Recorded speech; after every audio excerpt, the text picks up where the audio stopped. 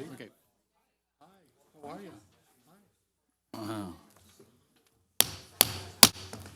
Good evening. I hereby call to order the May 23rd, 2019 joint meeting of the Palm Springs City Council and the Measure J Commission.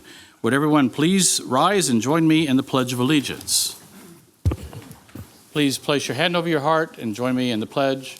I pledge allegiance to the flag of the United States of America and to the republic for which it stands, one nation, under God, indivisible, with liberty and justice for all. Thank you. You may be seated. City Clerk, roll call, please. Councilmember Holstedge. Here. Councilmember Middleton. Councilmember Roberts. Present. Mayor Pro Tem Coors. Here. Mayor Moon. Here. Jeffrey Bernstein. Here. Elena Bixson. Here. David Gray. Here. Michael Johnson. Here. Dan Lass is absent. Brian Robin. Here. Naomi Soto. Sid Craig. And Jim Gazan. Here. You have a quorum of both bodies. Very well. Thank you, City Clerk. First thing we'd like to do tonight, before we get started, and these things are always sort of bittersweet when we have to say goodbye to, Cindy is here, right? Yeah. To one of our longtime city employees who the City Council and the Measure J Commission and all of us work so closely with on a day-to-day basis that actually makes it possible for us to do our job of supporting the residents of the city of Palm Springs. And with that, we have a proclamation tonight, which we'll all go forward in a moment and present this for the City Council, for Cindy Berardi. And it reads, whereas Cindy Berardi started her career with the City of Palm Springs on August 27th, 1991, in the Finance Department as a business license clerk and joined the office of the City Clerk in April of 2005 as Deputy City Clerk, rising to the position of Chief Deputy City Clerk in December 2016. And whereas Cindy is much respected and appreciated by city staff and the public for her integrity, professionalism, excellent problem-solving abilities, and cheerful attitude, always going the extra mile for residents in need of assistance and adept at handling sometimes difficult citizens with the patience and kindness they deserve. Should add difficult council members, maybe. Whereas Cindy has grown and evolved over her many years at City Hall to become one of our most knowledgeable public servants who has achieved many notable accomplishments, including becoming a notary public and obtaining her certified municipal clerk designation. Whereas Cindy has assisted in the implementation of 2 complex agenda management systems, assisted in 7 general municipal elections, prepared over 1,228 legal notices, over 330 agenda packets, 328 ordinance, 3,227 resolutions, and thousands of city agreements and claims. Whew. Whereas Cindy has been a resident of Palm Springs during her entire career and takes great pride in her work at City Hall, and whereas Cindy has served the city of Palm Springs faithfully for an incredible 28 years, and we thank her for her tremendous dedication and service to our community. Now, therefore, be it resolved, the City Council of the City of Palm Springs, California, with deep appreciation of her 28 years of service with Palm Springs, hereby declares May 23rd, 2019, Cindy Berardi Day. So, everyone. Yeah.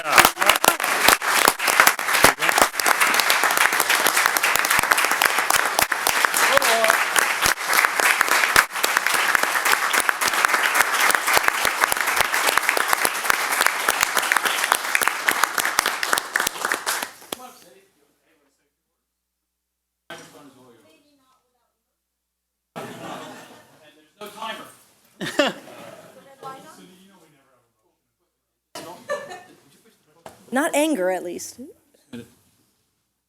Put yours off. Okay. It is bittersweet for me to be leaving the city of Palm Springs. I've grown up here, and I've developed wonderful relationships with our residents, my fellow colleagues, including some council members and mayors over the years. But I have, worked my best to be a good ambassador for the city. And I try and keep all my tax dollars here, too, and to the dismay of my family. Not that they mind that necessarily, but sometimes I think I go a little bit overboard when they want to try things outside of the city. And I say, well, I got to keep my tax dollars here in Palm Springs. So anyways, I am going to miss on a day-to-day basis working with the wonderful colleagues that I have and elected officials, et cetera. But I'm going to enjoy an early retirement. And I thank you very much for the opportunity to work for the city of Palm Springs. It's something I've taken a lot of pride in. Thank you.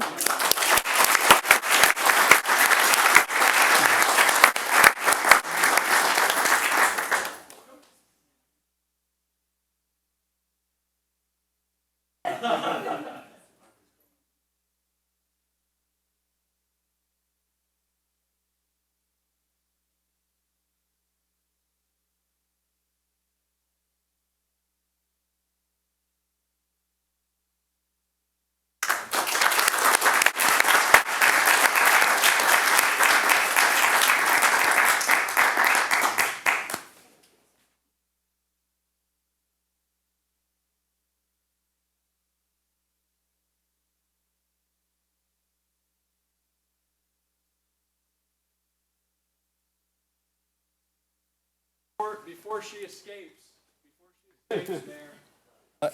There's just one thing that I would like to say. You know, worked with Cindy for a lot of years, and one of her key responsibilities and roles is the agenda. And on Thursday Agenda Day, you know, as you can appreciate, there's a lot of documents. It's a very pressure-filled day, and there's always changes and last-minute modifications and information and data and documents everywhere.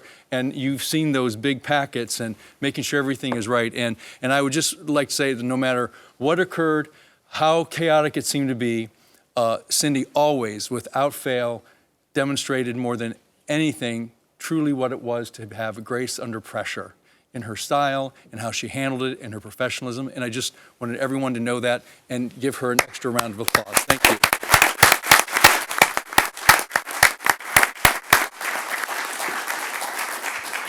Thank you, Cindy.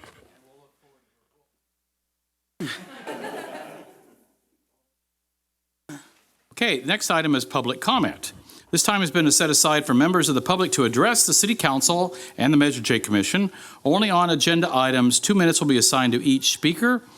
We have 3 people who wishes to speak. Christine Hammond, Charles Lamort, and Les Young. So I'd like to welcome Christine Hammond. I'd like to welcome her. She and I were 2 of the very first appointees to the Measure J Commission. Christine, 7 years ago? 7 years ago. Wow.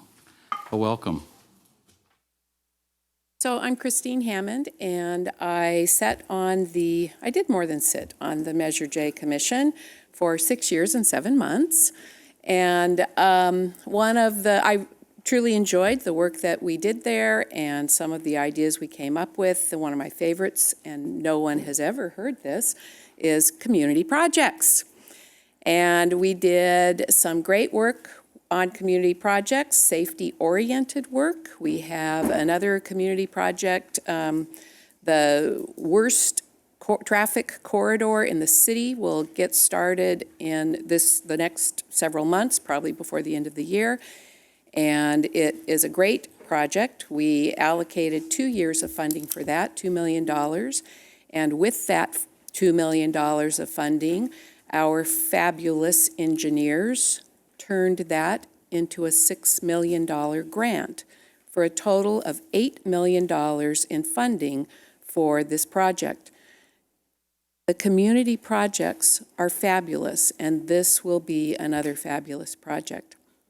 We also have lined up to come on board parks as a theme, and I know the Parks Department, the Parks Commission has been working on their project as well, and that it will be innovative and a very good park for our city. So my last commission meeting was in January. I went back and looked at my agenda, and things are different now. And so this agenda, I see that community project funding is now discretionary.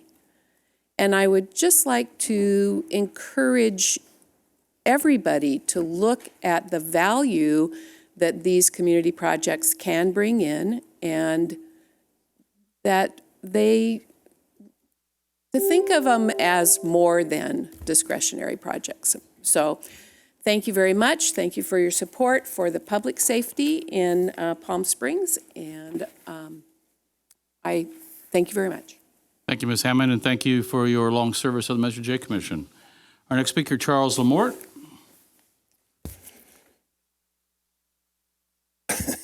Waiting for the clock. I'm ready. I don't push it until you start talking. That way you get a little more time. Good evening, Mr. Mayor, Council. My name is Charles Lamort. I'm on the Park and Rec Commission, and I was on the subcommittee that produced the report that you had in front of you for the bathrooms in Palm Springs. Certainly in this case, pictures tell the story. Our park bathrooms are permanently soiled, in disrepair, and unacceptable. Branded as a world-class city, Palm Springs needs modern, impeccably clean, and inviting facilities. I can imagine a visitor on a bike on the CV Link. They have to go, they drive down into the park, and what do they find? A dilapidated, stained, and dark restrooms. Kids at soccer games are apprehensive about using the outdated and dimly lit toilets. I highly recommend that you follow the Measure J Commission recommendation to use their funds to upgrade and modernize our park bathrooms. Thank you. Thank you. Our next speaker is Les Young. Hi, my name is Les Young, and I am Chair of Parks and Recs. Mr. Mayor and council members. Charles said it very, very well, but I'd like to take you to a couple of other places. This top 10 list has bathrooms on it, but it doesn't have our second piece, which was the improvement of Sunrise Park to include the pickleball courts. I'm hoping that both of those projects get on your list, because the world-class parks that we have are definitely impacted by the bathrooms. It's the one place where if I walk through the park, I am approached most about the conditions, people having to walk through water to use the facilities. They're old, they're just not to the class of the parks. And our parks are world-class, but the bathrooms and the condition of them are not. The infrastructure, and I think, Councilman Roberts, you talked last night about the importance of infrastructure. This is clearly an area where we haven't touched the facilities in a long, long time. And at a point in time, we've got to get to them and get them cleaned up. We also have several parks that have no bathrooms at all. James O'Jesse, if that park is open on a Sunday, the park is open, but there isn't access to a restroom, so somebody has to go home to go to the restroom. Francis Stevens has the same issue. If we have a rally going, the bathrooms are not accessible. The dog park here at City Hall, the bathrooms are not accessible after City Hall closes, and those parks are used, they're lighted, so they're used until night. So I ask you to look seriously at adding bathrooms where they're necessary, literally gutting and tearing them down where they can be, and any of them that are architecturally significant, just repairing them. Thank you very much. Thank you, Mr. Young. Mr. Mejia, do we have any other? No other speakers? Okay, thank you. That will close our public comment. Okay, the next item is budget discussion for fiscal year 2018-19 and 19-20 capital improvement program. Staff report, please.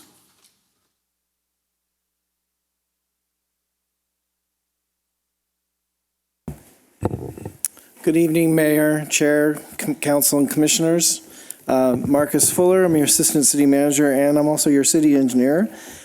So this item's right up my alley, and it follows prior discussions noted in your staff report. We gave you some background on some previous lists of recommended projects, which were at that point in time programming a smaller amount of money. And the good news is that as we audited the Measure J fund last year, we realized 1.2 million more revenue than we anticipated. And in addition to that, This year, we're expecting more revenue than was budgeted. So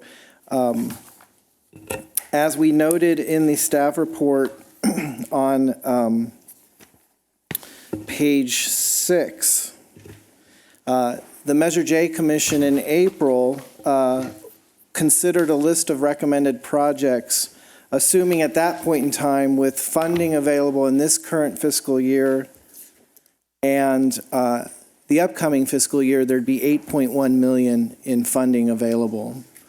I'm sorry, let me back up and just say, with the schedule for the budget, we're today, May 23rd, having our joint Measure J Commission meeting.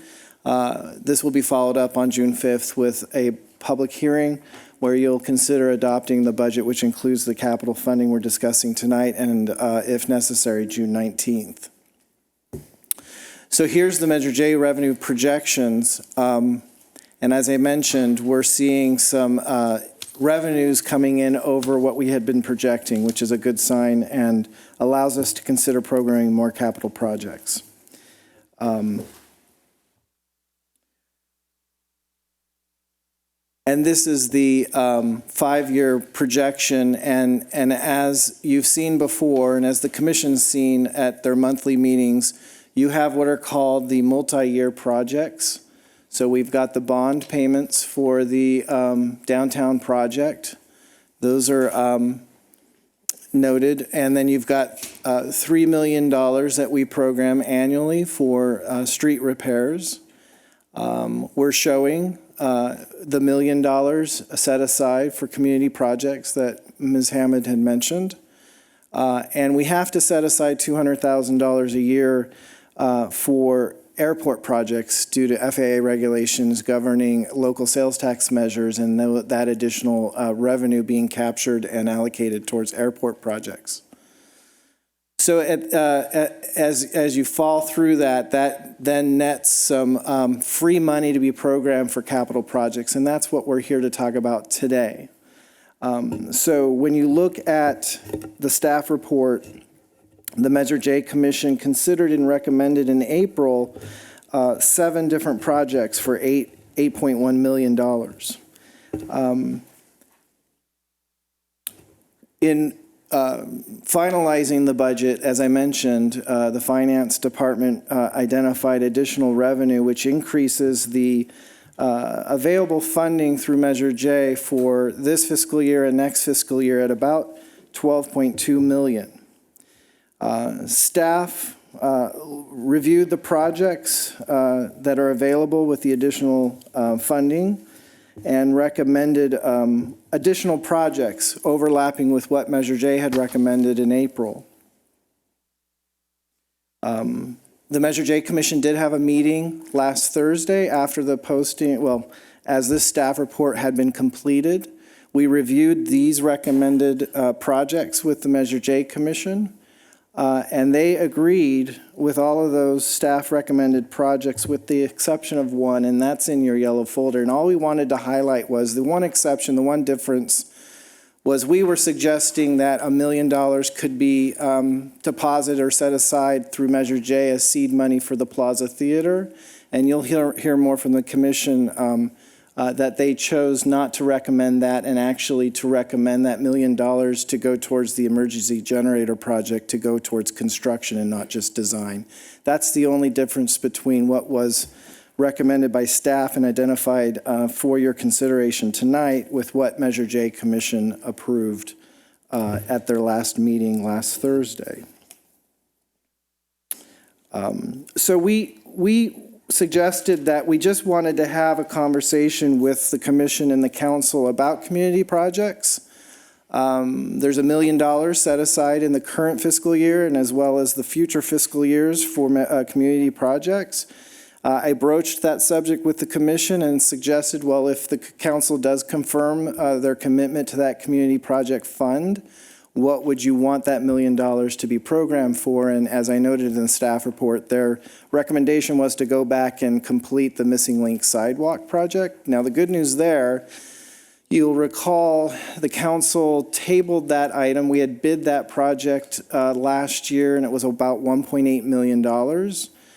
Some of those sidewalks are now part of the CVAG project, and we were recently successful receiving $150,000 through the RCTC sidewalk grant project to complete the Sunny Dunes sidewalk through the Warm Sands neighborhood. So we've been able to cobble together some funding and have some of those sidewalks funded with other projects. So $1 million will go a long way with completing that prior Hotspots 1.0 Missing Link Sidewalk project. So we would suggest some direction on the $1 million a year community projects fund out of Measure J.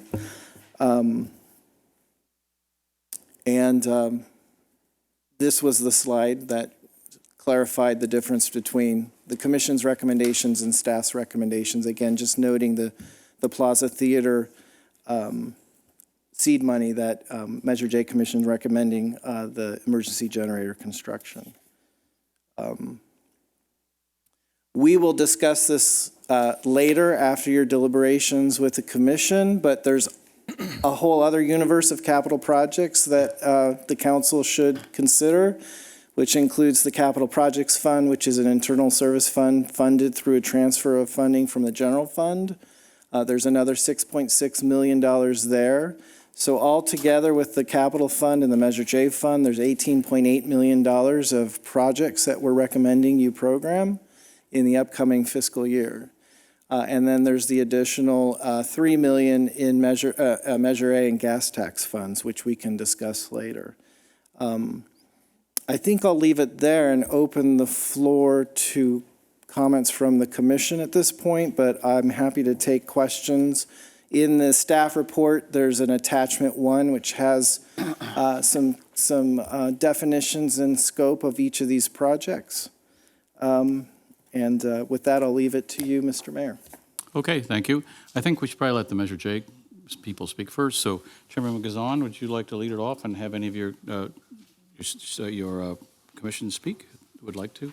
Sure. Thank you, Mayor. Good evening, Mayor and Council. So what we'll do is we'll run through our list. It is a little larger this year compared to last year because of the extra monies. So we went from 5 projects to a total of 10. We prioritize these projects based on critical life safety issues, needed technology upgrades that we have found in some of these projects, park revitalization, and emergency responsiveness. You'll see that with our 10, we have stayed in the $12.2 million budget. So we'll look at the first one on your list, and that is the Police Department 911 CAD RMS system. This might look familiar. This was also a part of last year's list. And this is a computer-aided dispatch system known as CAD.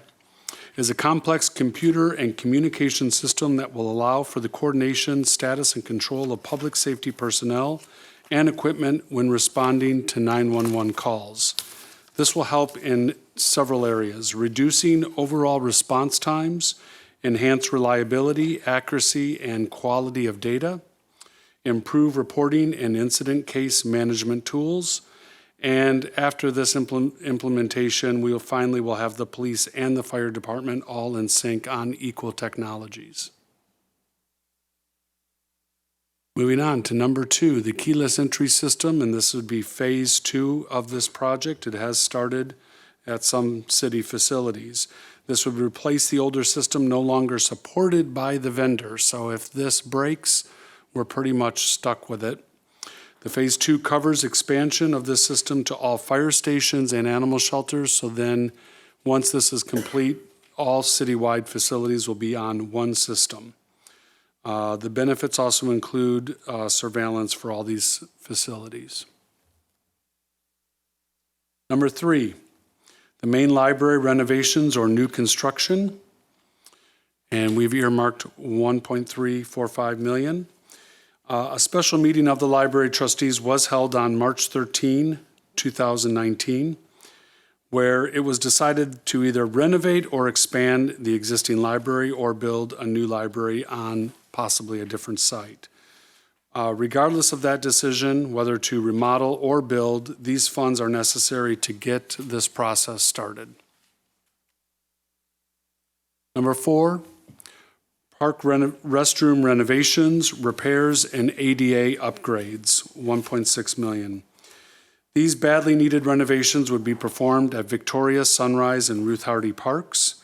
Upgrades would include the plumbing, electrical, and ventilation. We would add natural lighting where applicable. Phase 1, design and prepare construction documents. Phase 2 would include construction and upgrade of these facilities in city parks. And this is estimated at about $400,000. We are also looking at Demuth Park and adding ADA access, and this would be phase 2 of that project. The restrooms need to be in compliance with ADA guidelines. This project will address accessibility deficiencies throughout the entire park, and all areas would address that would be addressed by this would include the design and the construction, and that is at $1.2 million. These park projects were presented on our capitals list from last year, and they do remain a very high priority to our commission for a very substantial public benefit that we feel will be very visible to our community. Number 5, life safety improvements. These are fire sprinklers and fire alarms at $1.9 million. This project will install, upgrade fire sprinkler systems and fire alarms in city-owned facilities to comply with current life safety standards.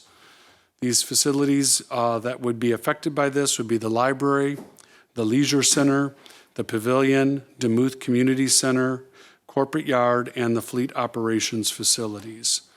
Work to include but not limited to fire alarm panels, smoke detectors, pull stations, emergency exit lighting, strobes, and audible notification devices. Number 6, emergency generators.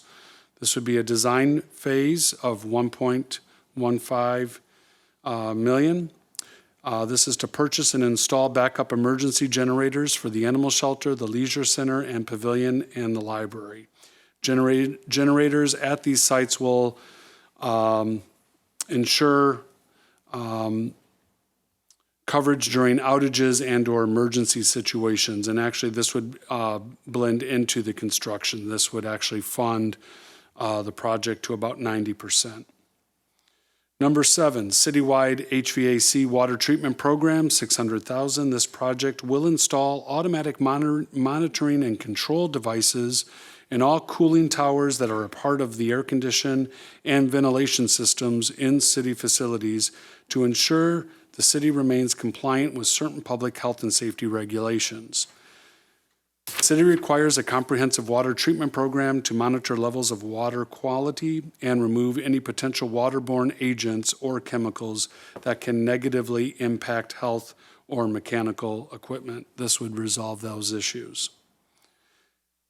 Number 8, fire station number 1, design phase, $800,000. This would start the design process for fire station number 1 for eventual remodeling. Fire station number 1 is a Class 1 historic site and is 62 years old and obviously in need of some upgrades.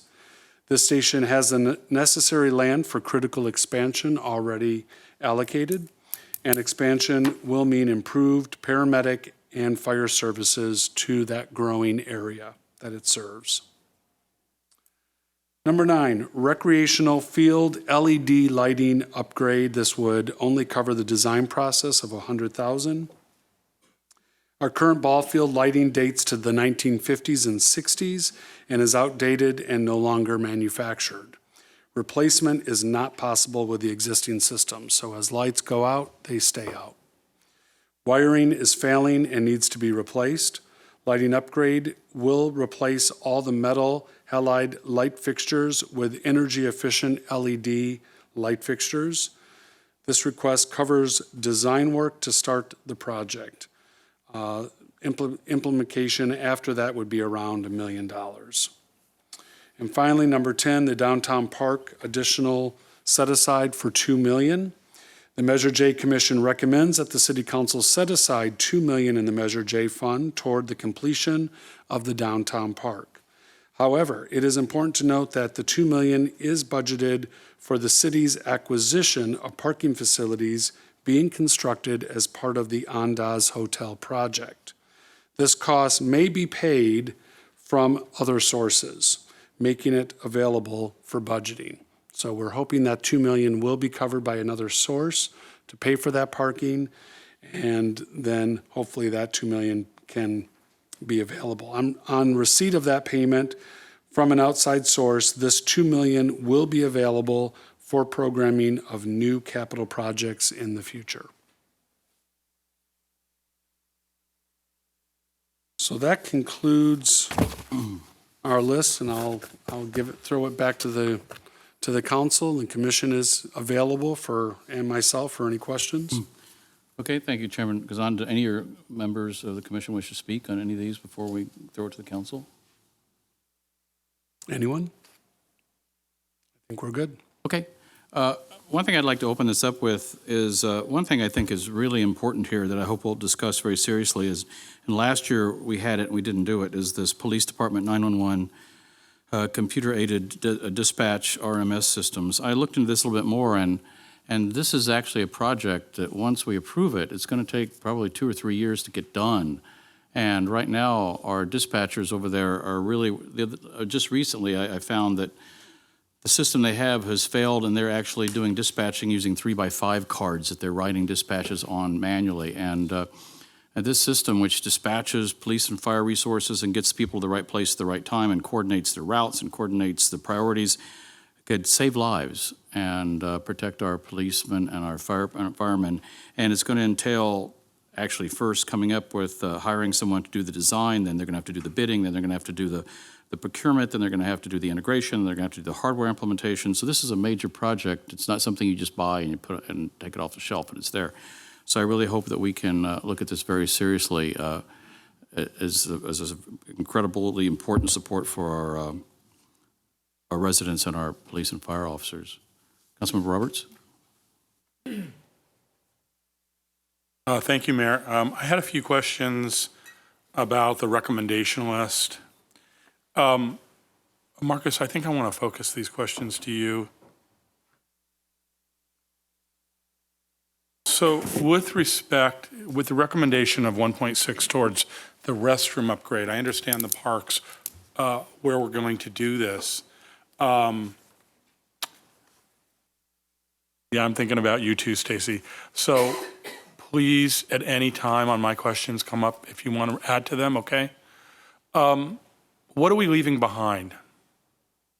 So I agree with some that have spoken that it's time that we upgrade these bathrooms, that it's way overdue, and as we grow with our recreational usage, and it is unfortunately sometimes one of the first city maintained areas that tourists might see privately.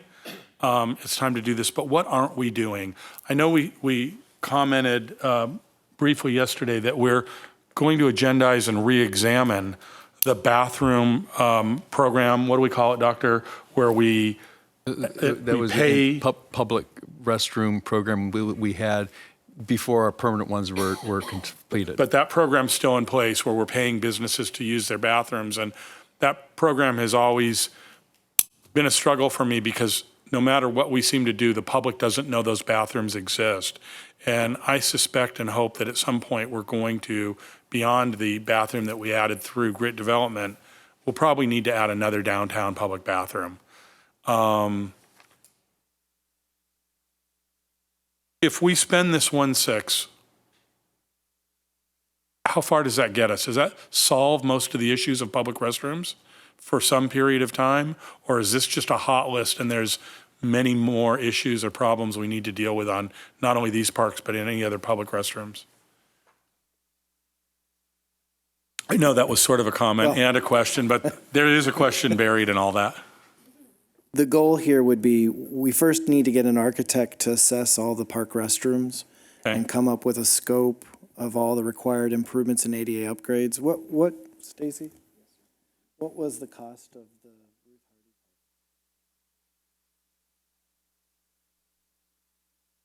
Hardy? We spent, And Stacy, I send those questions to you because I know you see those bathrooms more than anybody else because you're simply dealing with them all the time. So if you think that there are things that we're not covering here, or we should be considering that aren't in this, this number, I'd love to know about it. Well, it kind of comes back to, a lot of the comments I get are additional, similar to what Les had already. So this will bring us, essentially what I'm hearing is this will bring us up where we need to be with the few that we have. We just need to be thinking very seriously about adding others, especially if we end the business bathroom program. And remember, you're also adding the downtown park restrooms, so that will also help with some of the issues we're having downtown. That will help. Okay. But other than that, you guys feel this is pretty good? This will go a long way? 1.6 million is a lot of money to spend in restrooms. I just want to make the point we were talking about before the meeting. So we just upgraded the restrooms at Ruth Hardy Park, and somebody vandalized them, not a day or two after. Oh, I heard about this. You know, and so it's really a challenge because these restrooms just get beat up. They get vandalized, and it's just a constant. So did they undo everything that you had done in the renovation? I mean, is it destroyed? The sink was destroyed. They smashed a sink? And just for no special reason, because it was fun to go in and smash up a bathroom? Do we need to think differently about them? Do they need to be, do we need to be thinking about prison-type bathroom fixtures, I like mean- the all stainless steel that pretty much are indestructible? Is that, are we looking at those kind of specifications when we look at remodeling these bathrooms? Unfortunately, we have to. Otherwise, we're just That's where we chasing are, though. That ourselves. 1.6 includes, because that's what we don't want to hear, is if we invest this money and then Right. people go in and smash up, or able to smash up what we're putting in there. Right. So my goal, if we ultimately get this project programmed, is to, select an architect, have them assess all the restrooms, have them identify what the scope or the cost of all those upgrades are for those restrooms, and there may be enough money for an additional new modular restroom that we install at another park. In the 1.6? Perhaps. I don't know. I first need to get an architect to tell me, what we can get done with that 1.6. I have to imagine we can get all the restrooms upgraded with that amount of money. And at that high specification level? Okay. One of the things that I'd also, as a caveat to that, one of the things we encountered with Ruth Hardy is as older galvanized lines. Once we opened it up, So that's also one of the main reasons we have to get this. So it may be more than we think. We might be taking up floors and doing other things to upgrade the actual plumbing lines. Okay, so it seems like a lot of money, but by the time we dig into this literally and figuratively, it might be the right amount or not enough. Okay. My next question is the generators. So do they not exist, or are we replacing? They don't exist. They don't exist. So these are generators that we just simply need that we don't have. And if I can note, these are currently backup generators. We have it at City Hall and at the police. But where we would be talking additional, Pavilion Library. We have cooling centers right now, Leisure Center, Pavilion, Library, and animal shelter. And we're looking that in the event, for example, if we had needed temporary shelters from a disaster, that those would be the kinds of buildings we'd need to have the emergency generator. Particularly the leisure center, yeah. Yeah, that makes sense. Okay, I just wanted to confirm that that was new versus repair. And then my last question right now is about Station 1. So I know that we have plans to expand that to, I think we're virtually going to double its size, right? That's the goal with the parcel? That's an option. We're looking at conceptually as it'd be a very good idea. Yes. Okay, so That decision has not been made yet. okay, but we did land the parcel. I mean, we have the Correct. parcel next Correct. door. Okay, so if anything, that's probably way down the line. So the $800,000 here is just to get this one cleaned up and up to par and, No, this would be the design phase, so this oh, this is just design? This is going to be several years of, selecting an architect, going through the design development process, going through HSPB and planning and council. For this expansion that we're Yes. saying we haven't decided on yet. And I would just note that Station 4, which is coming online next month, was a good start, but all the other 4 stations are going to need complete renovations.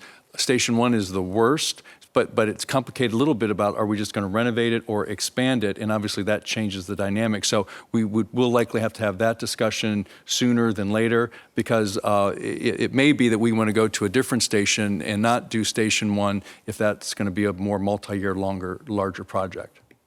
Okay, so we want to go ahead and do the design, and it might be shelved for a while, but the idea is to be ready for it? Well, I would only go forward with the design if we were going to, we agreed on a project expansion. It may not be the expansion, then it would just be a renovation. But if we need more time to decide that, then we might leapfrog and do a different station if we're not ready to make the decision on number 1. So that's a bigger conversation. Yes. Well, Okay. and I could see where with this money, you could hire one architect to look at 1, 3, and 5, and look at all of them. That actually would And- be a good path. And start looking at what is it going to take to renovate 3 and 5, and Well, the bigger question of what do we do at 1, and then, and so this is part of that conversation I hoped we'd get into in a deeper way, which is our infrastructure and what we're really going to need financially over the next 20 years. We already acknowledge that we don't have nearly enough in the budget to catch up. So it sounds like this is going to be a as needed or high priority situation. So I guess if getting that design work and that analysis work done helps us get to that figure, at least for all the firehouses, that's good. We get to strike 1 off our list. That's kind of a treat, having Station 4 nearly done. I have more questions, but I'll let my colleagues jump in. I'd like to segue on to what Councilmember Roberts said here before we move on.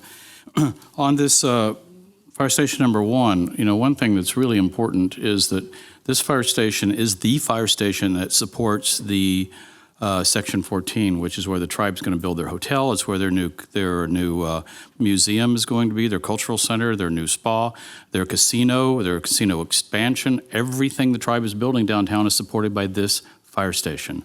It also supports our downtown, which is developed by Grit Construction. So I really think we should perhaps hit up the developer from Grit for perhaps some money towards this. And also, I think from the very beginning, Dr. Reddy, I think we should approach the tribe and say, as we do the design of this fire station, since this fire station will predominantly be supporting the tribal facilities, we want the tribe involved in the design. And hopefully that would be an incentive to them to pony up some funds to help pay for this facility, which our residents pay for, which supports them. So I think involving them from the very beginning in the design and requirements of this fire station would go a long ways towards getting them involved in helping fund this thing. Just wanted to insert that before we moved on. Because right now, they put no money at all into our fire or police in the city of Palm Springs, and this is a good place to get started.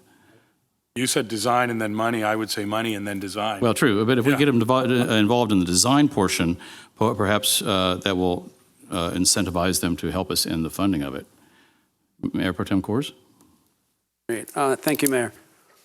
Since you're up, Marcus. I do have a couple of questions and comments. So one, I realize we can argue everything's discretionary, but when it came up with the new rules for Measure J, we did on the last council say that we were going to do the $1 million in community projects. So that would be a significant change if we were going there, and I think it makes a lot of sense to continue those under the agreement we reached last time. So I appreciate the list. I did have a couple of questions. One question on the list, which was on the recreational field LED lighting upgrade design. In your sense of priority list, is that something then next year would be at the top of the list? In other words, if we're going to do design and we don't have the funds to do the project, I'm always a little cautious of doing that unless we've already decided, okay, that's above Demuth Center, the Demuth Community Center and all the other projects that are on this massive list. How long till we're out of metal halide fixtures? I mean, that's really what's happened, is there's no more metal halide fixtures. We've bought, how We're many? buying as much stock as we can right now. I think we're about 2,200. It really, it's hard to gauge. We just completed an evaluation. We had ultrasounds done on all the poles, so that's actually more encouraging. That just came in. So some of the poles will be, most of them look to be reusable, but the wiring's not. So I'm sorry, could you speak up? I see people in the back going like this. Could you speak up a little, please? we just had an ultrasound done on all the poles. So because of the age, we were trying to confirm the viability of reusing those, because that's a big piece of the expense. Right now, as the metal halides fail out, there is no replacement. Unfortunately, they don't go in a cluster. It goes one at a time. So you have different levels of illumination throughout the field, throughout the infield, outfield. Again, you're talking 6 to 10 bulbs in one section, and one goes and the other one goes. So we're looking at different strategies of how we can pick and choose which ones to replace as we try to stretch this along. But realistically, it could be, 6 months, 18 months. I really don't believe it's going to go much beyond that.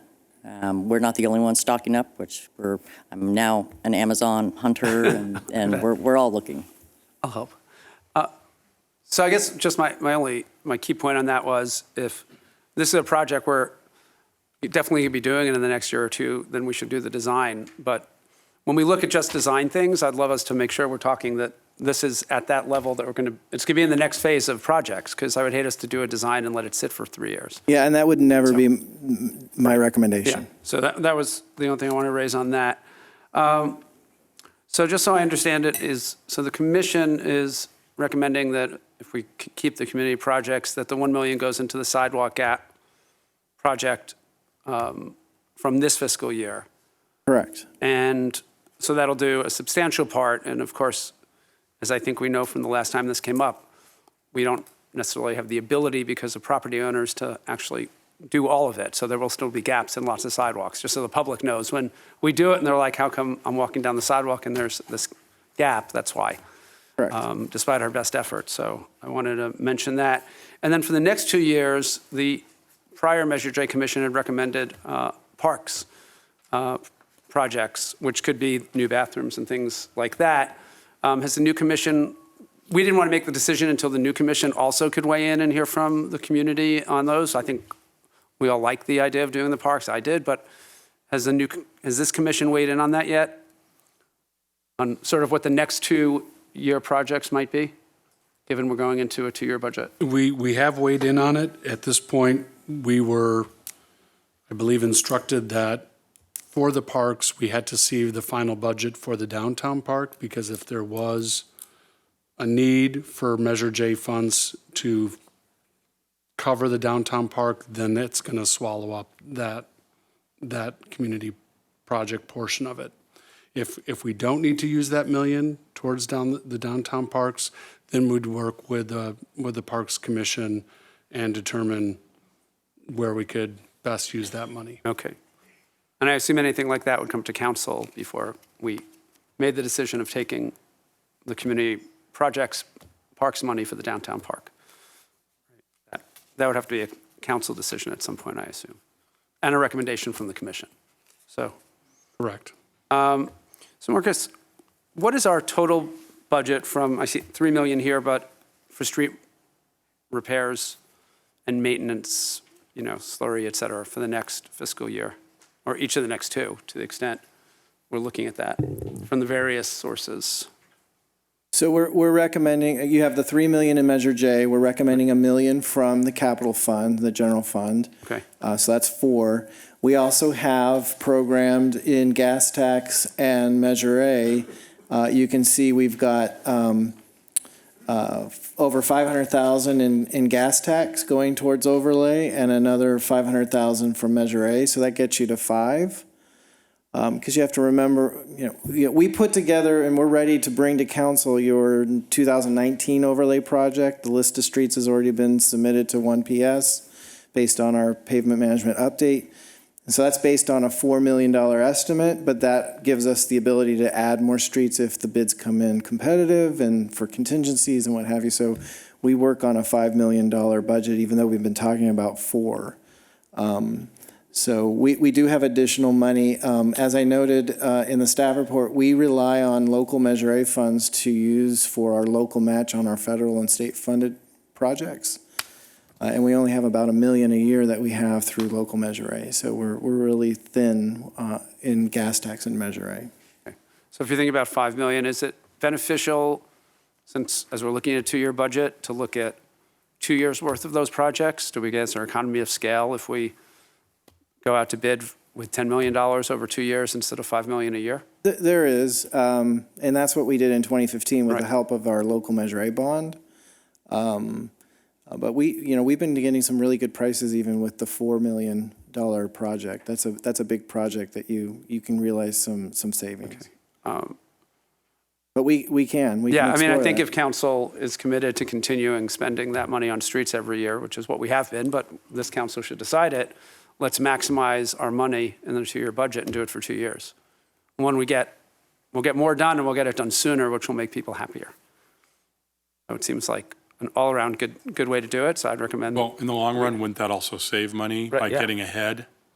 Well, if I understand you, you're saying then wait until 2020 to do 2 years of state No. paving. No, do it now. Designate the money now and spend for 2 years and spend it all now. We just need to find it in the budget. So I would need to find another $5 million now to do a $10 million project, is what I'm saying. You can do that. Okay, and I'm happy to do I'll look it. at the city manager to figure that out and maybe give us some recommendations. And the last piece I just wanted to ask is, I know when we look at what's in really poor condition, really poor condition is the Demuth Community Center. Mm-hmm. So what is the plan for that, since it's not on this current list, right? That would come from your $4 million we recommend in facility It's repairs. going to come out of that, but that is slated to happen in the next year, or at least start that process. We would start that process, Because that yes. is in terrible shape. It We is. all know that. Okay, that's all I had question-wise. Thank you. Thank you, Mr. Mayor. Marcus, you didn't go away. No. Okay. I'm going to shut up if we're moving towards $10 million in street repairs and go pop a bottle of champagne. But few questions for you. The 1.6 for restroom renovations. That does not get us a new restroom at James O. Jesse, Francis Stevens, or the dog park, am I correct? I don't think so. It might Okay. get us one at one of those places, but again, I really want to get an architect on board so we can get a sense of if our budget numbers are conservative or. I think we're probably going to need more, and I'll speak for myself, but I think the sense up here is that we are embarrassed, and should be, by the condition of the bathrooms in our public parks, and that has to change. So I would like to see a recommendation that includes a study as to what it would take to add facilities at James O. Jesse, Francis Stevens, and the dog park. We cannot be the only city that has vandalism in public restrooms. So as a part of this, I would very much appreciate a study of what are the best practices that are being used in municipalities to create restroom facilities that the public can use and that are less susceptible to vandalism. And I am hopeful there's someone who has figured this out, or at least figured out how to improve our odds with it, because we can't go on the way we have been. With the emergency generators, and I'm skipping around a little bit, These are generators for library and for other facilities. They are not generators that are needed for here at City Hall, at the fire stations, or at the police department. Am I correct? Correct. So in terms of being able to respond to an emergency such as what we had on February 14, we are not in danger of our command structures being without generators. No, they have them. Okay. Are there repairs? Are there improvements that we need to make to those absolutely critical backup generators? Yes, we do need to make some upgrades on the police department backup generator and the city yard where our fuel island is. And I think that has to be a priority as a part of this process, because that is the first line of defense before we move to Leisure Center, the library, and other places. The CAD RMS system, I agree, that is incredibly important. I'd like to know what other cities have implemented systems such as this, and what is the time that it takes with these massive kinds of IT projects. They are frequently ones that there are difficulties and problems with implementation. So how certain are we that $2.2 million is going to get us to the finish line with a product that actually will work? The beauty of it is Indio is going through this very exercise. In fact, they just bid it. I don't know if they have the price for the whole thing. Speaking of IT. Indio is currently going through the RFP for the RFP process. So the first thing you do is go out to an RFP to find somebody to come out, manage your project, and write your RFP. So that's where they're at. And many of the cities in the Coachella Valley are in the exact same boat. And if I could add to that, because you talk about getting over the finish line, and this is there's two pieces to our emergency communications. Our dispatch and the backbone and how they use to communicate, but also remember we're part of the ERICA system, the Eastern Riverside County Interoperability. Now, you don't see any money for equipment in ERICA because they're starting to talk about that. That looks to be about a project 3 years away where we'll have to replace our handhelds and mobile radios. They're coming up on about 8 years now. That's going to be somewhere between $1.5 and $2.5 million. That's about 3 years out. The CAD system would be the first part of that. So ultimately, it'll be a two-step process. So, Aaron, how confident are you this is the right figure? No doubt. So this is, some of my gray hair are there because this will be my third CAD replacement in my career. It's not a fun process. It is a very detailed process. It really depends on your project manager, and that's why that RFP process is so important. But we've got cities that have just gone through this. Corona just went through it. Marietta just went through it. So we know our figures are right on. Thank you. The library renovations and set aside, so we're asking for $1.3 million. Some of that, is it going to be used to make improvements to the plumbing, HVAC, and roof that we have at the library right now, or what are we going to do with the current building? So this money is really just to set aside, not to spend, but to basically develop, put it in the kitty for whatever. And again, it's not necessarily renovating the library. It's whatever that's going to be, a new library or an expanded library or renovated library. I believe the library board, the Measure J Commission took action earlier this year to allocate existing budget that's already budgeted for the library to start moving forward with a feasibility study to start trying to figure out what is the library going to be and where is it going to be. Can I jump in quickly? Why that amount? This was just the balance. So we basically programmed everything, and what was left out of the 12.2 was the 1.345. Thank you for that. I want to stop and let Councilmember Holstage jump in. But two last questions. Can you talk about the citywide speed survey? Driving slowly is a real passion of mine. Ask anyone who has gotten behind me.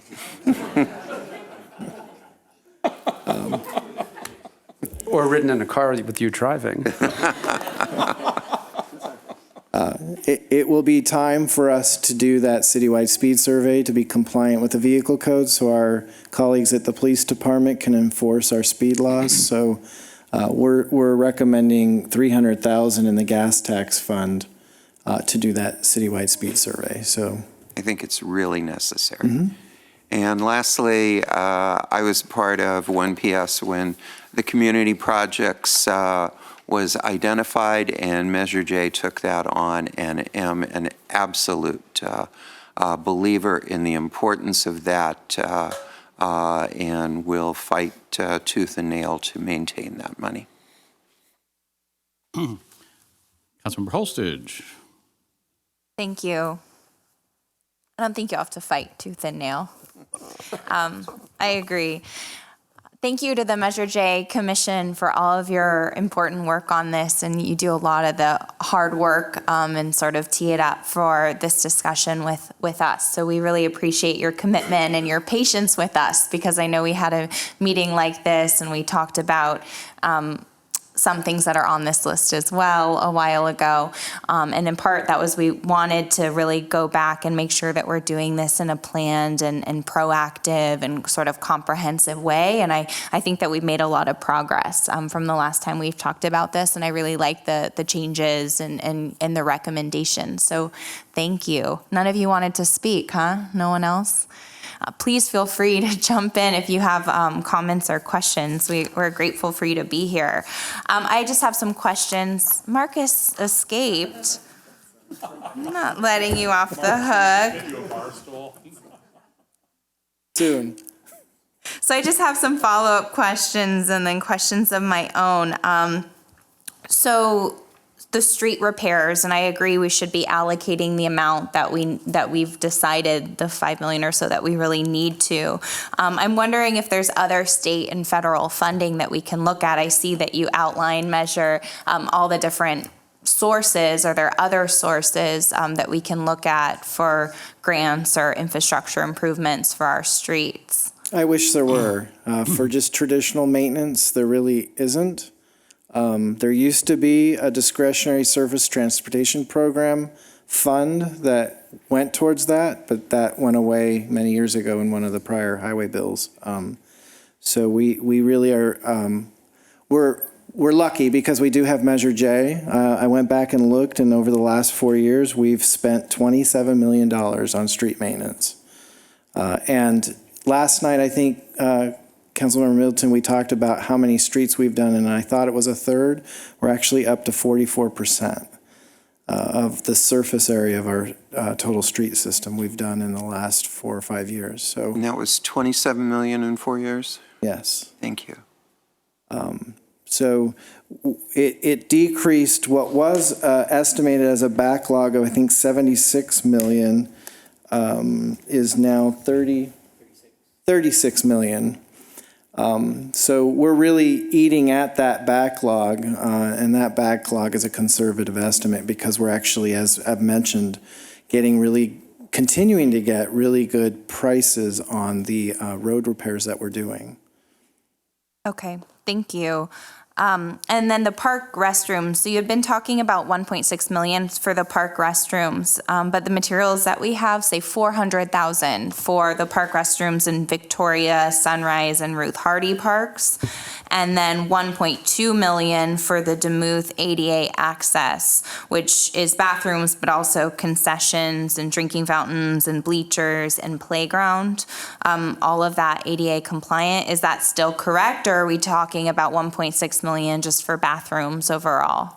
Right, so we've just basically merged that as one project. So as we touch the Demuth Park restrooms and other areas, there will be some ADA upgrades that we need to concentrate on there. But, it was $18,000 is what we spent recently at Ruth Hardy Park restroom, and that was just a quick and dirty ADA renovation. So $400,000 will get us a long way to doing some of those upgrades at all the restrooms. I think we can do more, though, at each of those restrooms, like, probably repaint the exteriors and look at some of the other issues that are deficient in deferred maintenance at those restrooms. But yeah, I thank you for pointing that out. We just merged those two because they seem to be combined into one project, made the best sense. And I agree with the council members, my colleagues, that probably that's just scratching the surface about our needs for our park restrooms. And I too am embarrassed looking at these pictures in the report and using the bathrooms myself. We are a world-class city, and our residents deserve world-class bathrooms in the parks. So what then items do you think would be included for ADA improvements for Demuth? So unfortunately, some of the restrooms don't comply with ADA, so we need to make sure they do. So that means, unfortunately, having to consolidate stalls and make, replacements and improvements so that those can be compliant. And the concession stand isn't compliant. So those have been identified, and we just need to get the funding to make those compliances reality. I was just wondering, because the description talked about bleachers and playground and other things. So I was wondering if those will be affected by this, if they are still ADA. It's providing the pathways to those. Okay. So we had the phase 1 that we completed 2 years ago, did the backbone sidewalks to get access from the parking lots and the streets to some of the ball fields, and we need to continue some of those pathways to some of the other parts of Demuth Park. Thanks, and that's all still included, so that hasn't changed in merging these items together, right? Correct. Okay, that's what I wanted to check.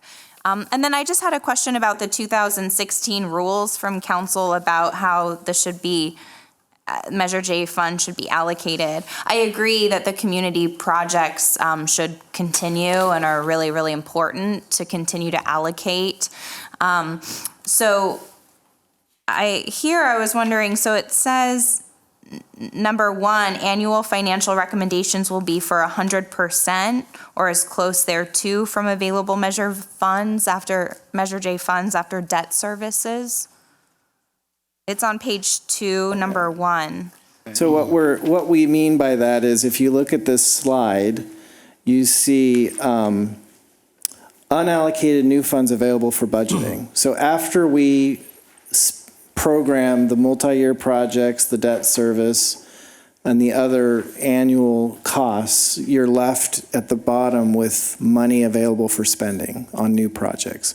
And I think that's the intent of that goal was, we're not going to leave money on the table. We want to program projects every year with the full amount of funding that's available.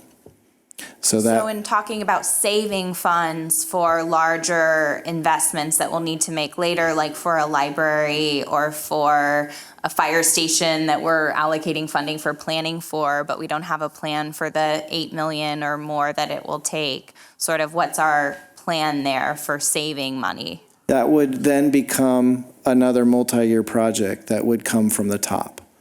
One of the things we've talked about, just preliminary, is another bond measure with the available funding in Measure J potentially to generate the funding for the library or the fire station or whatever it is the council and the Measure J Commission recommend is the priority. But that's where it would come from the top, and it just minimizes what's left at the bottom to go towards discretionary new capital project programming. And I would note that on the library, where our capacity is about 15 million for the library itself, and so that would require probably at least close to $2 million a year to service that debt. Wow. And the Riverside City Library costs $40 million that they did. It's beautiful. Just a few more questions. So the repairs, so we're budgeting $4 million for repairs for areas like Demuth, Community Center, that sort of thing. Do we have a breakdown of what those needs are, where that money will be spent, or will that come before us later? Yeah, that would come before you later. The facility assessment report, I kind of showed in the staff report, like the pavement condition index, we have a facility condition index. And so I had identified in bold italics the facilities that are poor or fair condition, and they are. There's Sunrise Park, Demuth Park, and so those are the ones we're targeting. What we can do is we hire an architect, we give them our report, they drill deeper into that assessment report that actually analyzed all the different components down to light switches and exit signs and, you know, all the different components of the facility that are deficient. And we start seeing what we can do with the $4 million in the best way we can. Okay, and then I just had a few follow-up questions about the Fire Station 1. So you said that you gave us an amount and it's in the packet, but do you have a sense of the cost of expansion versus renovation of that facility? I just have a rough idea. So we spent $4.5 million to renovate and expand Fire Station 4. I think Fire Station 1 is going to be a little more complicated given its historic Class 1 status, and so I'm aiming high because I've been criticized in the past for having projects come in over budget. So I'm using an $8 million figure at this point. And of course, we will know better when we get an architect on board. No one would ever criticize you. I really like the idea of doing a study to assess fire stations 1, 3, and 5. I'm concerned about the cost for 1, though I know it's the most important need right now, but especially because it's such an important downtown fire station, to think about doing it in that small location and just investing that amount of money in the that's going to be the most important fire station it is now and in the next 20 years. And I'm just concerned that that building can't hold it over the long term. So I would like a study to kind of assess all of that together and the plan for all the fire stations. I think that's all of the questions that I have. I think it's excellent work from the commission and from staff. Thank you so much. I very much like the commission's focus on parks. I think that there are so many needs in our parks and they're so deficient in some ways. My new other full-time job is at the Palm Desert Civic Center, and it's the most beautiful park. And, you know, it really kind of calls into focus our needs in our parks. You know, I've been looking at a lot of cities. Most cities that I see have shade structures over their playgrounds that we don't have in most of our parks. So I think there are a lot of things that Measure J can do in focusing on parks. And I liked Councilmember Middleton's idea for funding some studies for planning about our future needs. Again, I think we need to be proactive in thinking about all of the capital improvement that we need to plan for. And I'm very, very excited to see you starting to allocate money for the library, which we talked about last night and we talked about up here. Is just so important to start setting that aside and planning for that, because it's a huge amount of money. And I think that, again, for Measure, I'm just so grateful looking at these numbers to the voters and the residents of Palm Springs for allowing us to invest this money in the community. This is the budget for some cities in the Coachella Valley, right, that Measure J brings into the city. So continuing to think about investing that for residents. I drive by Demuth every day and it's filled on the weekends. People are continually using these, especially low-income residents who, you know, parks are free places for them to go. So I think we should continue to think about that, and I'm really grateful that you have. Thank you. That's all I have. Thank you. A couple comments I wanted to make, particularly on Fire Station number 1. I've been there numerous times, looked at it, and I really worry about it, particularly because I know Fire Station number 1, because of the height of the Kempton, and also we don't know what the tribe's going to build as far as the height of their hotel. So we have to be able to accommodate ladder trucks there downtown to be able to handle the height of the new downtown buildings. And Dr. Reddy, one of my suggestions is if we put together, just sit down with some of the tribal planning people and say, maybe they have some land downtown that we could work with them and do some sort of deal where we could build a new fire station on tribal land. They have a lot of land downtown. So there's all kinds of options there, but I think we really should pull the tribe in at the very beginning of this planning process before we go spending $800,000 for a bunch of planning on a building that we don't know what their needs are, and we haven't looked at coming together on this. Question on the $2 million for the downtown parking in the Andes Hyatt. Where are we on that, Marcus? Or because there was a discussion, Chairman Gazan talked about, the $2 million for the park. They could do that if the $2 million for the downtown parking came from somewhere else. Do you have another pocket to pull that from? We do, luckily. So that funding's coming from another source, which should be here by July 1st.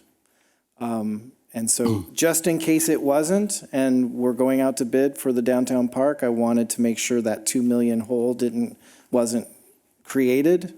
But I have no expectation that's going to happen. So that 2 million, as Chair Gazan mentioned, will be available for programming however the commission and the council desires, whether it goes towards the kitty for the library or whatever project ultimately. And I think what we discussed at their last meeting is in September, when the commission meets, we'll know, and they can start considering what to do with that $2 million.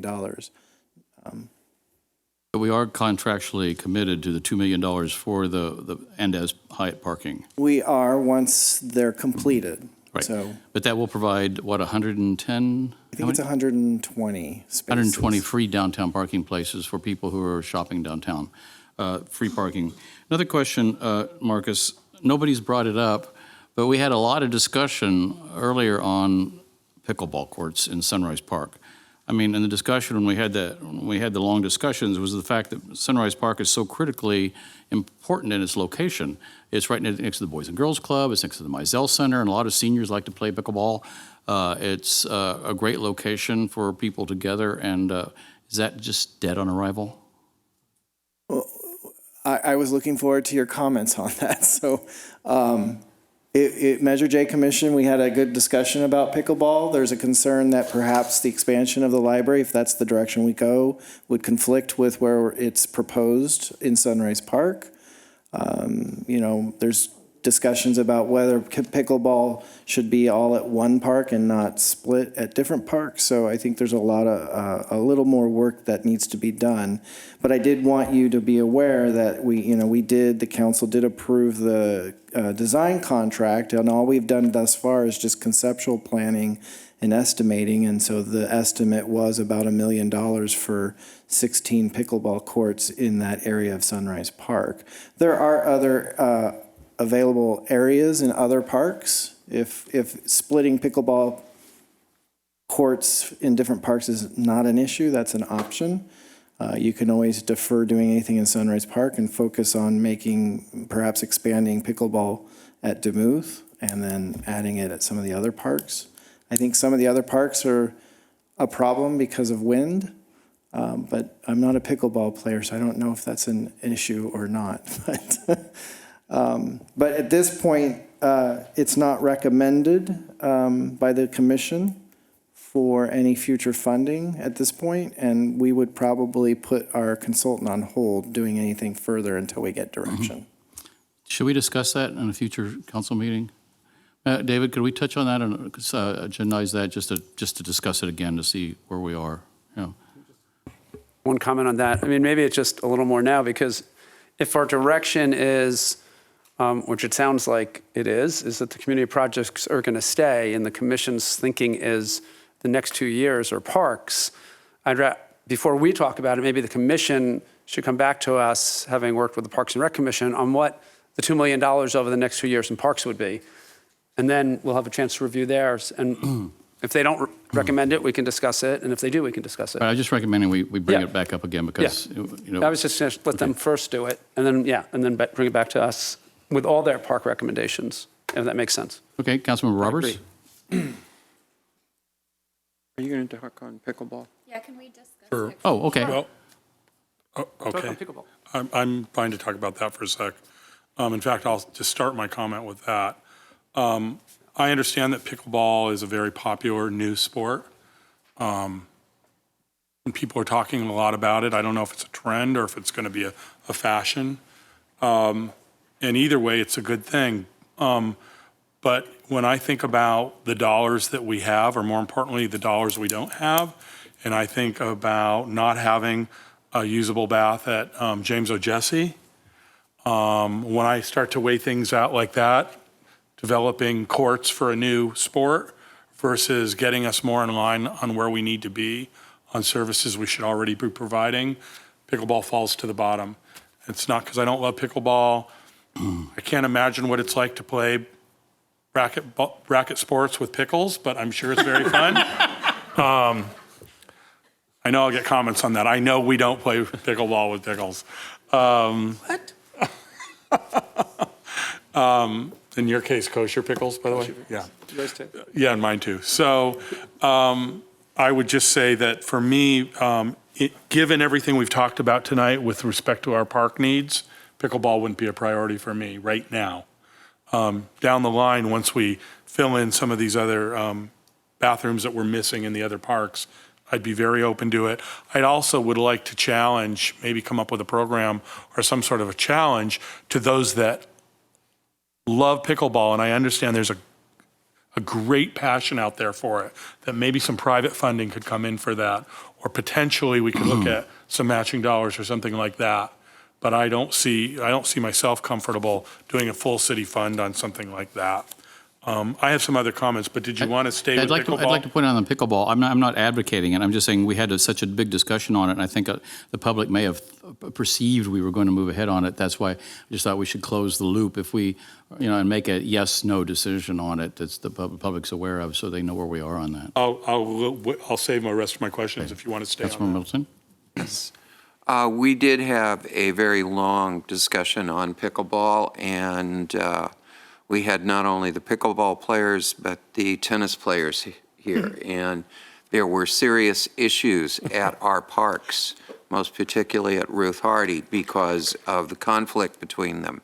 So, and what we made a decision and gave the public the impression was we were moving forward with adding pickleball courts at Sunrise. If we're going to change that decision, that's something that is going to have significant blowback from those individuals who play pickleball, and I think also potentially the tennis players as well.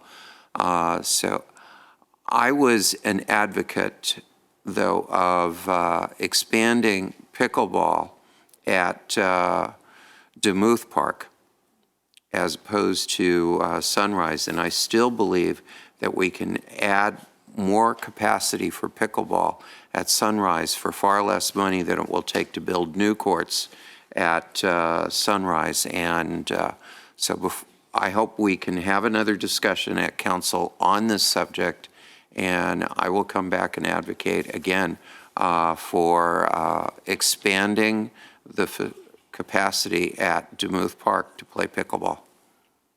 Any more pickleball? Councilmember Holsage? Thank you. So I have a proposal, and I liked the one about the commission, Measure J, and continuing to work with the Parks and Rec Commission on this issue and bringing forth recommendations. I was going to ask, because I found it really interesting, and we did ask at that meeting for an analysis of pickleball courts at all of the parks.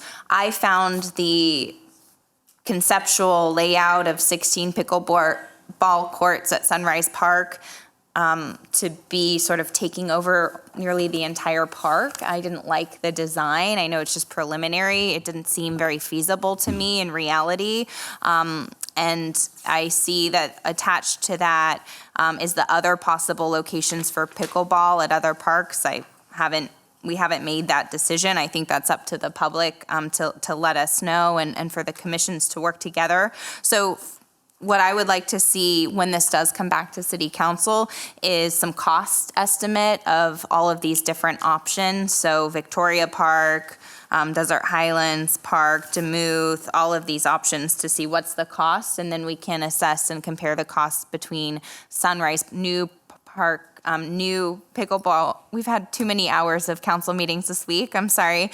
New, new courts at Sunrise versus expanding courts or building new courts at other parks. I just would like that to be all together. So did our consultant just look at only 16 parks at Sunrise? Did they determine if that was feasible? Did they look at fewer courts or anything like that? So the 16 courts will fit in the space that we allocated, so you could certainly scale that back to 4 or 6 or 8 courts. And we can certainly work with the consultant based on the cost estimates they have for those courts and apply them to the other parks. Or maybe when it comes back, we can also just have a more comprehensive picture, because we just have a small picture of the courts at Sunrise, the proposed ones, and it's really hard to see how much of the park that would take over. So I just would like to see more information overall. An overall map of the park? Yes, that would be helpful. That's what I have to say about pickleball. Mayor Pro Tem? Yeah, so, and I think to the extent staff can work with Parks and Rec Commission, because they went through a lot of studying on where they should go and why and what made sense, and also Measure J. And ultimately, but, you know, I also voted for us to move forward with this, but to move forward with design, not necessarily spend $1.3 million that we don't have. Because just throughout this process and throughout the rest of the budget process, budgets are choices. And we can't add things without cutting other things. So if we're going to add $1.3 million somewhere, what are we not going to do instead? Has to be part of that conversation. And so having been through this a couple of years, that's the hardest part of this, right? We all want to do everything. You know, keep fees low, add more, and not cut anything. And that is not possible. So I also support doing it, but we have to do it at a number that we can figure out where the money's going to come from in order to do it. So, with that. Yeah, our city attorney's button keeps pushing. Oh, that's Sid Craig. Oh, it says Jeff Ballinger. Okay, sorry. Yes, that's why. I was too. Yeah, what's the city attorney want to talk about pickleball for? Legal aspects of pickleball courts? Sid? I wanted to make 2 comments. First, about the bathrooms. This is the 3rd commission that I've sat on. And when I was chairman of Parks and Recreation, one of the biggest outcries from the public were the bathrooms.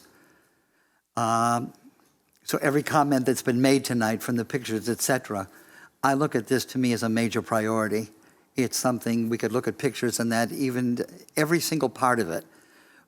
I can't remember a meeting that somebody didn't come and talk about an issue, what they were dealing with, and especially with children, and the amount of, you go to Demuth Park, like you said, Councilmember Holster, it's packed on the weekends. And it's just not, it's not proper, it's not right, it's not the right thing to do. The other comment I wanted to make was, I came before you 5 years ago and told you that pickleball, I believe, will become something in your times here, which will be like when the group came and asked you for $5,000 to start modernism. I believe that it would be something that would grow, and it isn't a trend. It is the fastest growing sport for seniors in the United States. There's documentation on this. So, and I also agree with you, Councilman Roberts, about the budget and about the needs, the priorities. I would say definitely about things like bathrooms, et cetera. But I just wanted to state that I think that pickleball is here to stay. And I think it's something that in time we'll see when we can do it. It's something that the public is asking for. Thank you. Anyone else from Measure J? Okay, Councilmember Roberts? Oh, where? Yes. We also had a long discussion at our last meeting about pickleball, and we had some concern about putting it at Sunrise Park rather than Demuth. And it just seemed more logical not to start new courts at Sunrise. And so some of us thought Demuth was a good place, maybe Ruth Hardy, for pickleball courts. Thank you. Thank you, Ms. Bixson. Anyone else from Measure J comments? Yes. Ms. Soto? Push your microphone. Okay. And just to expand on that a little bit more, and prioritizing Sunrise Park for us was the library and recognizing that that's going to be a huge priority, and it's still unclear as to how much space and if people in the library are going to want tennis or pickleball courts noise right outside the library. And so I think there's a lot of kind of interactions and usage throughout the park that we should consider comprehensively and not in separate pieces. Okay, thank you, Ms. Soto. Anyone else on Measure J? Oh, I'm sorry, Chairman Gazan. No, I'm seated to my left here, so I didn't see you. Real quickly, I didn't think we would belabor this issue. It's not that Sunrise is out of the question. Pickleball really did not come up until the 11th hour of our last meeting. It wasn't on our list of improvements. Again, we prioritize our listing on safety, technology upgrades, park revitalization, and emergency responsiveness. And so we did not look at a leisure activity. It was not presented to us. A concern with, I think, jumping the gun, what we talked about a bit with Sunrise Park, is we don't know the future of the library at this point. The library may abandon that building and build new. That's possible.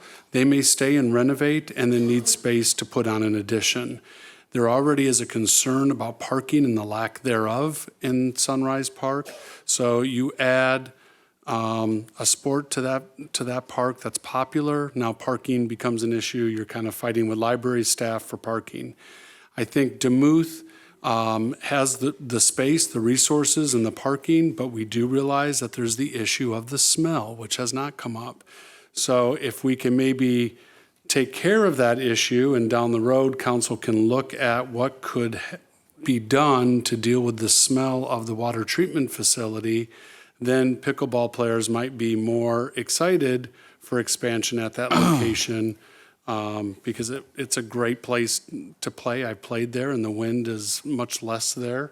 But again, I think the smell has been somewhat of an issue. We'll leave it at that. Thank you. I would comment, we do have a long-range, very comprehensive plan on the water treatment plan that will be dealing with that smell, right, Marcus? You want to, since it came up, it's a sort of a smelly question, but that is a major project. It is. I'm a little bit surprised to hear those complaints because we have spent a lot of money relocating the headworks and putting in new technology. I thought we had addressed those concerns. Actually, they've been to our Parks and Rec Commission twice. The last meeting we had, they were invited to make sure and restate that all of the smells had been taken care of, all of the issues. There is no methane gas that is going to, impact people. So we invited them back to make sure that that was extremely clear, that everything is being done, and they've reported to us twice. The other thing is, to help you understand the issue with Sunrise Park and the pickleball courts, there are two camps. There are beliefs that you should expand Demuth Park because there's already a group that plays there. But there's also, and we talked to the engineer who walked the park with Ellen and a whole team of people to space out. Would there be room if the library was to expand, and would there be ability to do that? There is. There is also a parking lot to the east of the field, which is outside the Pavilion and Leisure Center. So the park, there is parking there. There's plenty of parking. We would tell people not to park at the library or at the Mizell Center. So I think both of those concerns are addressed. Okay, thank you. Councilmember Roberts.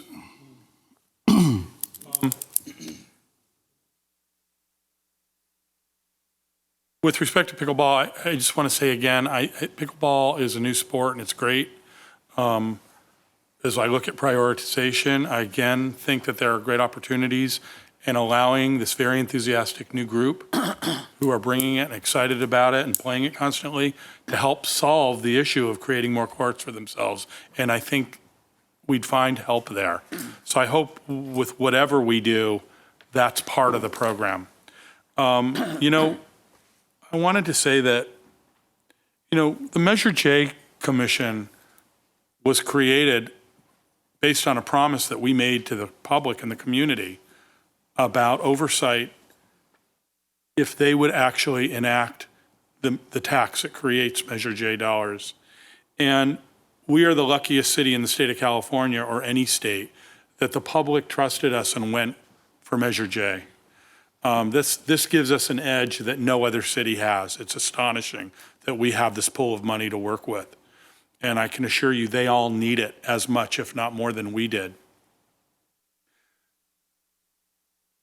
It was a promise, but what I recognized when I got here was that it was vital. We needed your help desperately in doing this and in finding the right places for these dollars, because for every dollar we get to spend, there's another $1,000 we need, and at least. So you guys are awesome in the way you prioritize, and I think the list that you came up with is an excellent list. And I feel very comfortable in most respects going with the choices that you've made, and I wanted to thank you for that. You guys understand the very difficult decisions that we have to make every day, because you're now having to help make those decisions, so thank you. I want to ask that when we go, if we go toward renovating all our park bathrooms that exist now, and I certainly hope that we do, I want to say that Ruth Hardy Park in particular has a very interesting and architecturally significant building that houses its bathrooms. And being a city that very much needs and honors its architectural resource, I hope that we look at that building differently than we look at others. We have 2 preservation organizations in town that should be consulted on this, and who would be very willing to help us in making sure that that building gets the scrutiny and the focus that it needs in a redo.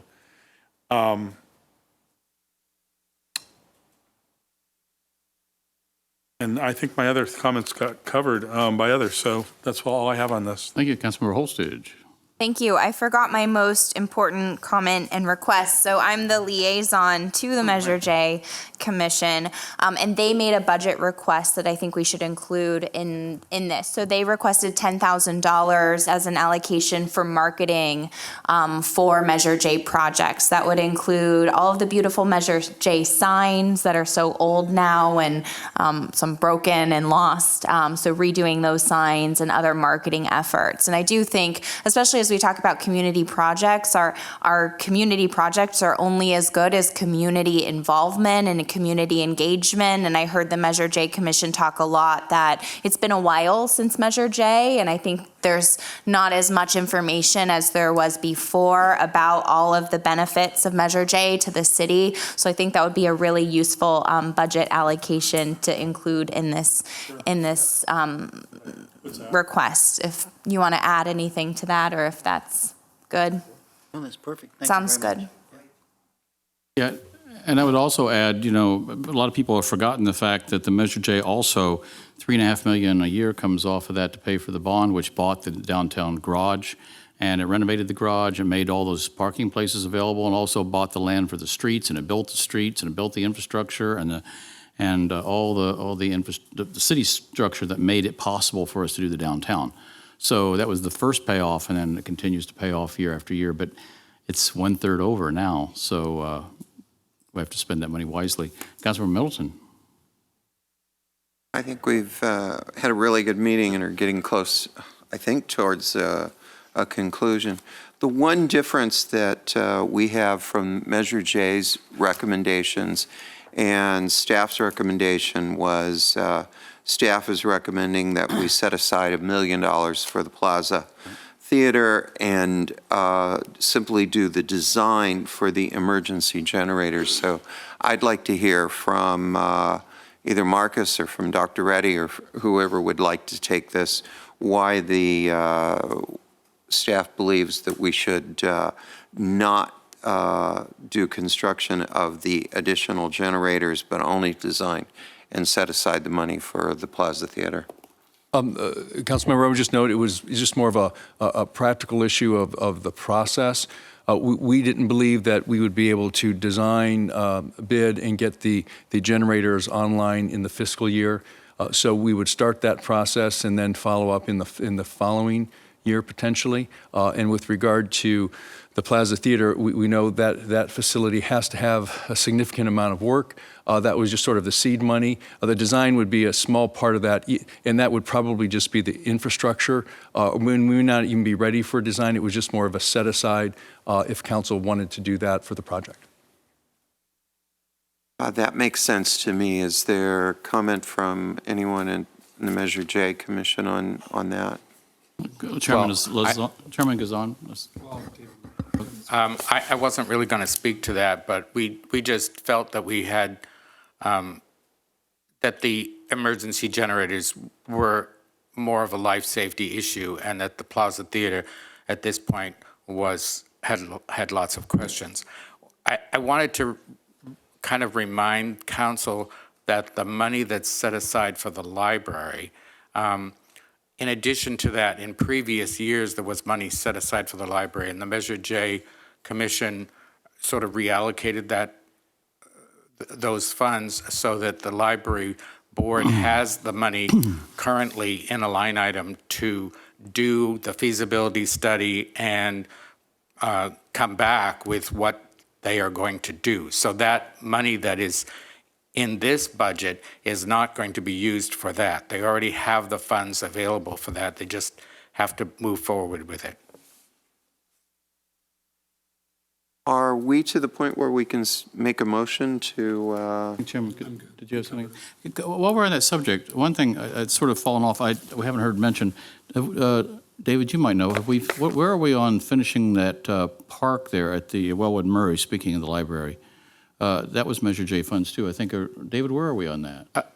Mr. Gray? I don't think we are at. I can't really speak to that. The library director's here, and maybe she could speak to that, but it's my understanding that all the recommendations from the trustees, the HSPB, and so forth have been given, and that the money has been allocated, additional money was allocated, and that a design phase needs to be redone. I know that's been dragging out. Somebody else can talk about that. Yeah, so it's been David, dragging out for years. So council, you approved moving forward with the design contract for that a couple months ago, so that's underway and moving through the process. We've been moving through it for 4 years. We have. Yes, we have. And it's not that big. Okay, all right, just curious. Councilmember Roberts? Yeah, thank you. I just felt like I needed to say something on behalf of the mayor and myself who make up the subcommittee for the restoration project for the Plaza Theater. I just want to make clear that we did not request that allocation. We'd take it. I was as surprised as anyone to see that, and in as much as the Plaza Theater is on our radar, and the council recently took action to focus on its restoration. I personally think the expense on the generators is far more important. Our first goal with the Plaza Theater, and always has been, that we look for private funding. And so if we come to a point where we need the council and the city to add money to that, or bring additional money, or loan additional money to get the project started, we'll come at that time. But I know Rob and I were not recommending that. No, I had some concerns because when on February 14th, the roof flooded really bad. Everything leaked on February 14th. But since subsequently, I believe Stacy said that they found that there was a lot of rubbish in the gutters and stuff, and they cleaned out the gutters. So I think we've got the leaks in the roof under control. Because, leaks can damage a building really fast. We have not yet. We actually are working on a repair. Some of the materials are, at this time, I believe, about 10 weeks out yet, so we're going to make some. Okay, we've got a plan to take care of that. The repair is underway. And the air conditioning is working. And Stacy got the air conditioning running in the Plaza Theater. Stacy's beautiful, amazing team got the. JR, you want to make a little pitch about with the air conditioning working, we're actually going to be able to do a few small little events there, right? Yeah, I mean, we'll talk more about that at another time. But let's take a little commercial here. There's some milestones, but we're obviously very excited. The Plaza Theater restoration fundraising is going well. We got our first commitment from Palm Springs Preservation Foundation for $50,000 toward that. But we will be able, because of Stacy and her great team, be able to use the theater and start doing fundraising events within the theater itself. I know Stacy cringes at that, but we know it's vital to actually use the theater to raise the money to save the theater. So we'll tell you more about that later. And JR can get money out of a rock, so I'm sure we'll raise the funds. We'll see about that. Okay, anyone else? Chairman Lazan, anyone else from the Measure J Commission? Yes. We had a discussion about the Plaza Theater, and the reason we differed from the staff recommendation on that point is our discussion reflected that we thought that was not part of the mandate of Measure J. And we understand there are private fundraising efforts and potential grants available for that. So we focused on life safety, parks, and community projects. Right, and I'd comment that, you're correct in that the Measure J, we ask you to prioritize, in which you have done. You've done a great job. But however, Measure J is for infrastructure improvements, and that is a city-owned building, and it is infrastructure. So, as priorities adjust over the years, it would be, potentially possible to. It's within the scope of what we had promised the residents when we did the Measure J. Councilmember Middleton? I'd like to make a motion that we accept the recommendations of the Measure J Commission. I'll second that motion. Okay, do we have a motion on the floor? We're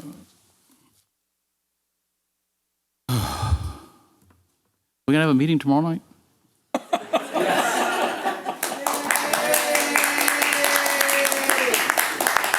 JR, push your button. Motion passes 5-0. Okay, therefore, all right, are we ready to adjourn? Mr. Mayor, if I could, just one question. I want to, in summary, the one thing that is very clear I'm going to take from the meeting this evening is that everyone is in agreement. The emergency generators, we're going to move on that immediately with the full funding. So unless I hear otherwise, we'll get started with that now, even prior till the end, before the end of June. Yeah, and I know, and Dr. Reddy, I know we're all been talking about, we're so tired and all this, but, we just have to read this stuff. Your staff had to do all the work and put it together, and you and the city clerk's office and Marcus's office and the engineers and all the staff that's sitting here tonight, and they were sitting here till 11:30 last night. So thank you for helping us get through all this really important budget process so smoothly. Thank you.